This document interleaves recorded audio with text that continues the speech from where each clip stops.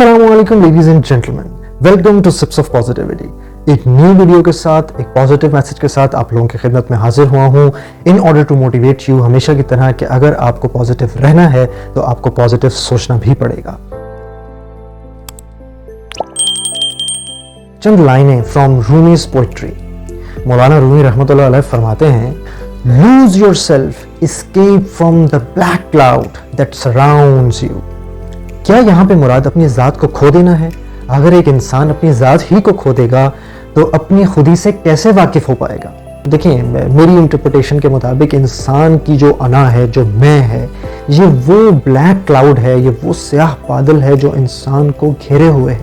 कितनी हैरत की बात है कि इंसान और अकड़, वो इंसान जिसको ये खबर नहीं कि कब उसकी रूह उसके जिस्म को छोड़ जाए, जिसको खबर नहीं कि कौन सा सांस उसका आखिरी सांस बन जाए, कब उसका हादसा हो जाए, कब वो जिंदगी भर के लिए अपाहिज हो जाए, कब उसको कोई बीमारी याद पहुंचे और वो मफलूज होकर रह जाए। फिर भी इंसान की अकड़ है कि किसी सूरत ख़त्म होने का नाम ही नहीं लेती। कभी अपने हुस्न पर इतराता है, कभी अपनी सेहत पर अकड़ता है, कभी अपने माल और दौलत, अपनी बड़ी गाड़ी और बंगले पर जो है वो गुरूर करता है, फ़ख्र करता है, कभी अपने अच्छे लिबास की वजह से इतराता है, कभी अपनी अक्ल दानिश पर अकड़ता फिरता है। जबकि अल्लाह पाक ने सूरह फातिहा के आगाज़ में फरमा दिया कि तमाम तर तारीफ़ें तो अल्लाह ही के लिए हैं जो तमाम जहानों का पालने वाला है। तुम्हें किसने रिस्क दिया? अगर तुम अपनी सेहत पर या अपने हुस्न पर इतराते हो या फ़ख्र करते हो तो किसने तुम्हें हसीन पैदा फरमाया? किसने तुम्हें सेहत बख्शी? अगर तुम किसी चीज़ का अच्छा एनालिसिस कर पाते हो, अच्छे फैसले ले पाते हो, अच्छे नतीजे अखज़ कर पाते हो, तो किसने तुम्हें अक्ल अता की? किसने तुम्हें ये दिमाग दिया सोचने के लिए, चीज़ों को समझने और परखने के लिए? अल्लाह ही तो है। अगर इंसान सिर्फ इस एक लाइन पर, यानी इस अंदाज में सोचने लग जाए कि यार मेरा क्या है, मेरे इख्तियार में तो मेरा अगला सांस नहीं है, मैं तो उसके लिए भी रब का मोहताज हूँ, तो ये बात काफ़ी होगी, ये सोच काफ़ी होगी इंसान की अकड़ को खाक में मिलाने के लिए। इसी तरह मैं समझता हूँ कि ब्लैक क्लाउड से मुराद इंसान का शक भी हो सकता है, वो शक जो वो अपनी ज़ात पर करता है। इंसान अपनी काबिलियत पर खुद यकीन नहीं करता और इस बेअतमादी की वजह से, इस लैक ऑफ सेल्फ कॉन्फिडेंस और सेल्फ ट्रस्ट की वजह से इंसान एहसास कमतरी का शिकार हो जाता है। और जब वो एहसास कमतरी, इन्फीरियॉरिटी कॉम्प्लेक्स का शिकार होता है तो वो अपनी ज़ात को दूसरों के साथ कंपेयर करने लग जाता है। और एक बड़े स्कॉलर का ये कहना है कि जब भी आप अपनी ज़ात को किसी दूसरे के साथ कंपेयर करेंगे तो हमेशा आप ही खुद को कम पाएंगे। और जब इंसान खुद को दूसरे से कम पाता है तो फिर दूसरे शख्स से हसद करने लग जाता है, उससे जेलसी फील करता है, उससे नफरत करने लग जाता है। और हसद की आग और नफरत की आग सिवाय हासिद के और किसी को कोई नुकसान नहीं पहुंचाती। तो रूमी फरमाते हैं कि जब तुम इस ब्लैक क्लाउड से, यानी अपनी अना के खौल से और इस हसद और नफरत की आग से बाहर आ जाओगे, इसको एस्केप कर लोगे, तो फरमाते हैं then you will be able to see your own light as radiant as the full moon।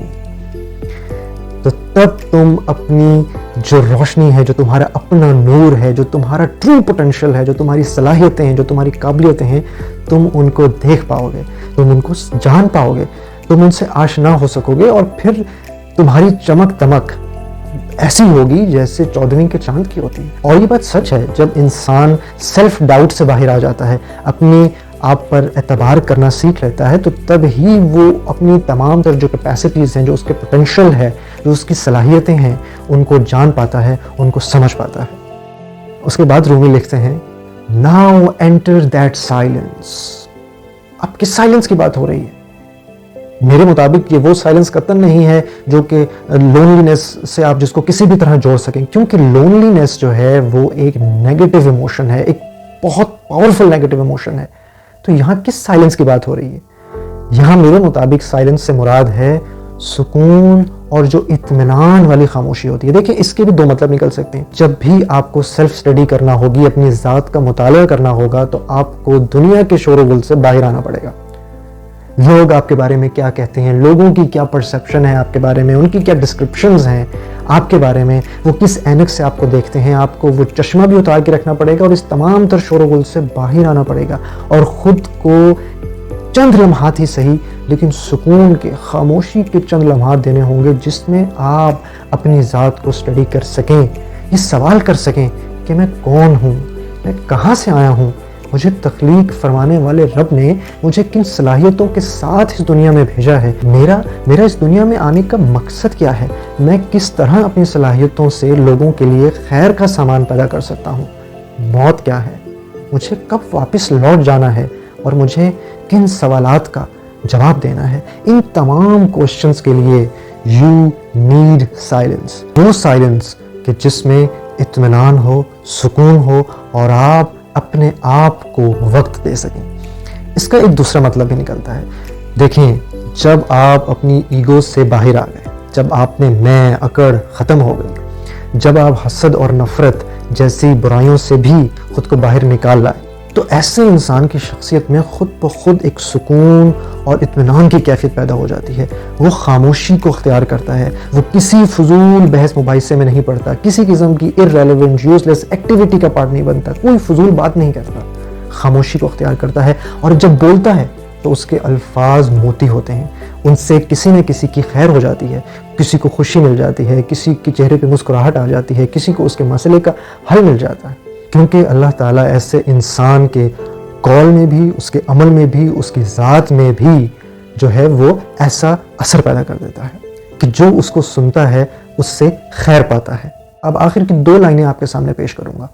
رومی رحمۃ اللہ علیہ لکھتے ہیں, For this is the surest way to lose yourself. یعنی اپنی انا کے خول سے باہر آ جانا, حسد سے, اپنی ذات پر جو انسان کا شک شبہ ہے اس سے باہر آ جانا, اور ایک ایسی خاموشی کو پا لینا کہ جس میں انسان سکون اور اطمینان کی کیفیت سے لبریز ہو.